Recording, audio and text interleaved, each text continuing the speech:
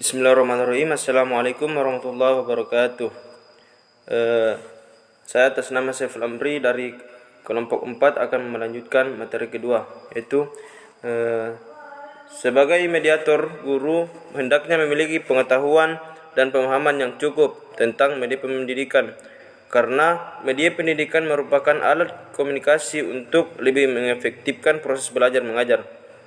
Dengan demikian, pendidikan merupakan dasar yang sangat diperlukan, yang bersifat melengkapi dan merupakan bagian integral demi berhasilnya proses pendidikan dan pengajaran di sekolah. Tujuannya agar guru dapat menciptakan secara maksimal kualitas lingkungan yang interaktif. Dalam hal ini ada 3 macam kegiatan yang dapat dilakukan oleh guru, yaitu pertama, mendorong berlangsungnya tingkah laku sosial yang baik. Bagian B, mengembangkan gaya interaksi pribadi. Bagian C, menumbuhkan hubungan yang positif dengan para siswa. Dan bagian D, peran guru sebagai fasilitator.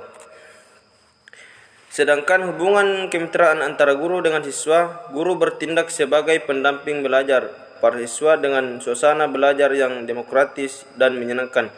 Oleh karena itu, agar guru dapat menjalankan perannya sebagai fasilitator, sebaiknya guru dapat memenuhi prinsip-prinsip belajar yang dikembangkan dalam pendidikan kemitraan, yaitu bahwa siswa akan belajar dengan baik apabila yang pertama, siswa secara penuh dapat mengambil bagian dalam setiap aktivitas pembelajaran, dan yang kedua, apa yang dipelajari bermanfaat dan praktis. Yang ketiga, siswa mempunyai kesempatan untuk memanfaatkan secara penuh pengetahuan dan keterampilannya dalam waktu yang cukup. Yang keempat, pembelajaran dapat mempertimbangkan dan disesuaikan dengan pengalaman-pengalaman sebelumnya dan daya pikir siswa. Dan yang kelima, terbina saling pengertian baik antara guru dengan siswa maupun sebaliknya.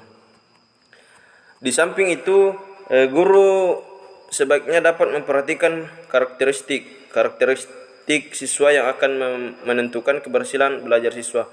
Di antaranya, setiap siswa memiliki pengalaman dan potensi belajar yang berbeda-beda. Yang kedua, setiap siswa memiliki tendensi untuk menentukan kehidupannya sendiri.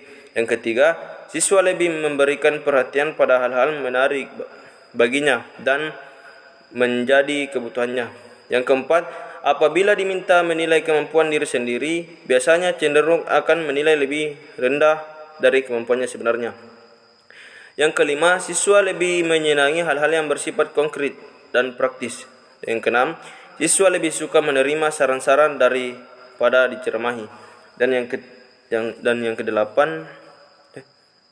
Yang ketujuh, siswa lebih menyukai pemberian penghargaan daripada hukuman. Selain dapat memenuhi prinsip-prinsip belajar dan memperhatikan karakteristik individual, guru juga dapat memperhatikan asas-asas pembelajaran sebagai berikut. Yang pertama, kemitraan. Siswa tidak dianggap sebagai bawahan, melainkan diperlakukan sebagai mitra kerja. Dan yang kedua, pengalaman nyata.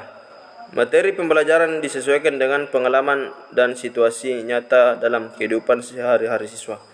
Yang ketiga, kebersamaan. Pembelajaran dilaksanakan melalui kelompok dan kolaboratif. Yang keempat, partisipasi setiap siswa diibaratkan dalam proses pengambilan keputusan sehingga mereka merasa bertanggung jawab atas pelaksanaan keputusan tersebut, sekaligus juga bertanggung jawab atas setiap kegiatan belajar yang dilaksanakannya. Dan yang kelima, keswadayaan. Mendorong tumbuhnya swadaya atau self-supporting secara optimal atas setiap aktivitas belajar yang dilaksanakan. Dan yang bagian keenam, manfaat.